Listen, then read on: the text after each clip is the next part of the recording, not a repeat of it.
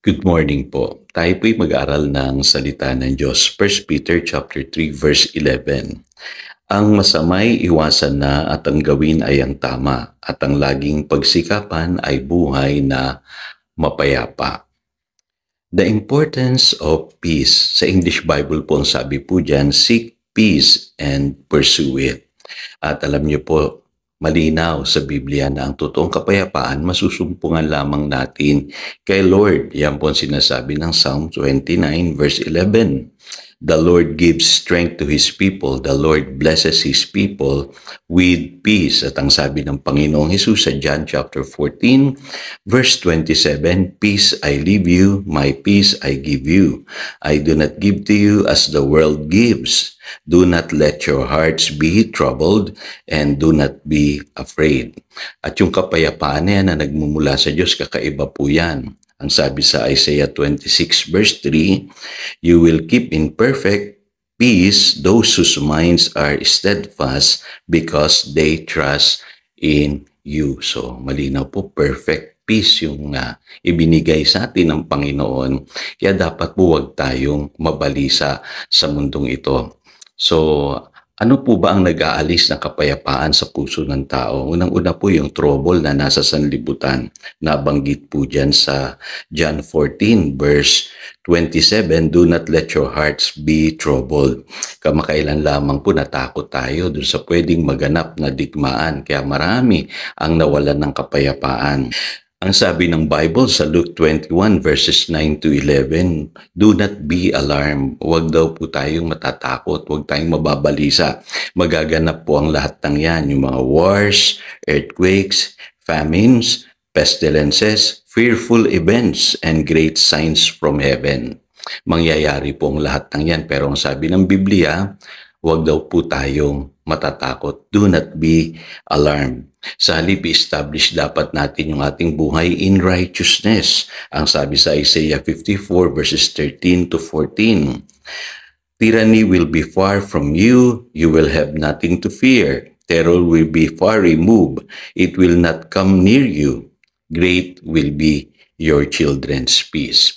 So, kung tayo po establish in righteousness, ibig sabihin, maayos po yung relationship natin kay Lord, namumuhay tayo ng tama, tayo po ay namumuhay sa katuwiran, wala tayong dapat katakutan. Ang sabi ng Biblia, great will be your children's peace. Ang buhay mo magiging mapayapa if you are established in righteousness.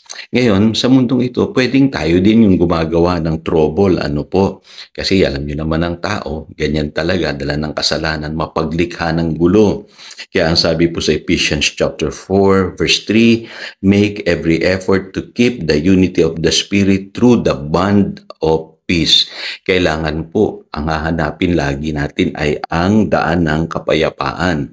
Kaya sabi po doon sa verse 2, Be completely humble and gentle, be patient, bearing with one another in love.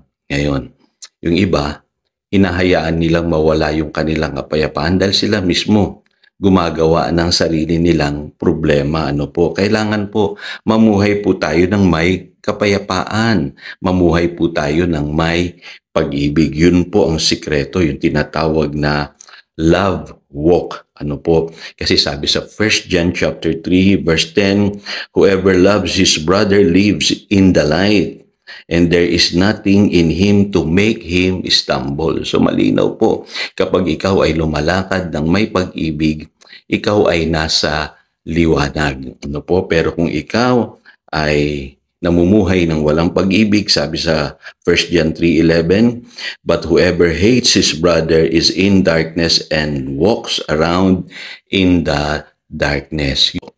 Kaya alam niyo po, magkaugnay po yan, yung pag-ibig at yung kapayapaan. Kung tayo po'y mamumuhay ng may pag-ibig, masusumpungan natin yung kapayapaan. Kaya papansinin niyo po, kailangan po i-effort natin yan. Ano po yun ang sinasabi ng Ephesians chapter 4 verse 3 at Hebrews chapter 12 verse 14, Make every effort to live in peace with all men. Ang sabi naman sa 1 Peter chapter 3 verse 11, Seek peace and pursue it. Kailangan pagsikapan natin.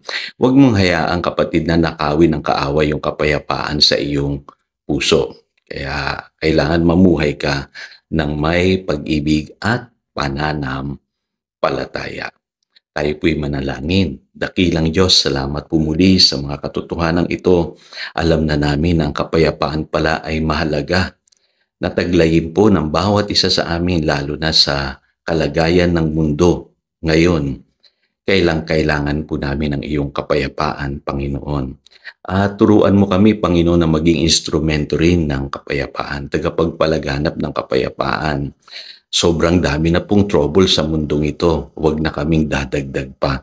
Turuan mo kaming mamuhay ng may pag-ibig. Salamat, Panginoon. Yan ang aming panalangin. In Jesus' name, Amen. Again, ito si Pastor Jojo nagpapaalala upang daluyan tayo ng pagpapala, manatili tayo sa kanyang salita. Good morning.